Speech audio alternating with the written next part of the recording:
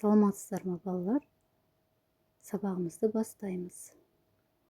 42-ші жаттығу мәтіндің қатесін түзеп көшіріп жаз. Адамдар ғарышқа ұшуды армандайтын. Бұл арман орындалды. Ғарышқа алғаш рет Юрий Гагарин ұшты. Көшіріп жазасыздар. Дара етістіктердің астын сызамыз. Дара етістіктер армандайтын, орындалды, ұшты. 43-ші жаттығу. Берілген тірек сөздерді пайдаланып, тұңғыш қазақ ғарышкері тақырыбына әңгіме құрастырып жаз. Тұңғыш қазақ ғарышкері. Қазақ даласында 1991 жылы 2 қазанда Байқоңырдан тұңғыш рет қазақ ғарышкері Тоқтар Әубәкіров ғарыш айлағынан ұшты. Ол ғарышқа сапар жасап, өз елінің атын әлемге танытты.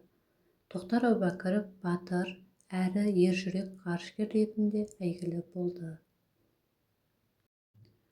Қазақстан ғарышкерлері туралы дерек көздерден біліп ал. Тоқтар Әубәкіров 1991 жылы 2 қазанда Байқоңырдан ғарышқа ұшып, қазанның 10-ында жерге қайтып қонды. Ол қазақтан шыққан тұңғыш ғарышкер.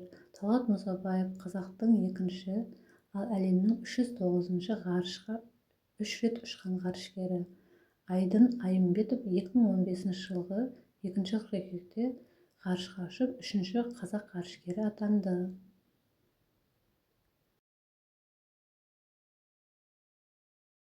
44-ші жаттығу. Көп нүктенің орнына керекті сөзді қойып, мақалдарды көшіріп жаз. Керекті сөздер: оздырады, тоймайды, аздырады. Жалқаулық аздырады, еңбек оздырады. Ақылды білімге тоймайды.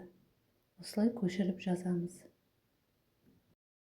45-ші жаттығу. Кестеде берілген тұжырымдардың дұрыс немесе бұрыс екенін дәлелде. Етістік заттың атын білдіретін сөз табы. Жоқ, ол заттың қимылын білдіреді. Сұрақтары: не істеді, қайтты, не қылды? Етістіктің сұрақтары дәл осылай. Балалар аулада ойнап жүр. Дана мен Мирас дойбы ойнап отыр. Мен де ойынға қосылдым. Мәтіндегі етістіктер: ойнап жүр, ойнап отыр, қосылдым.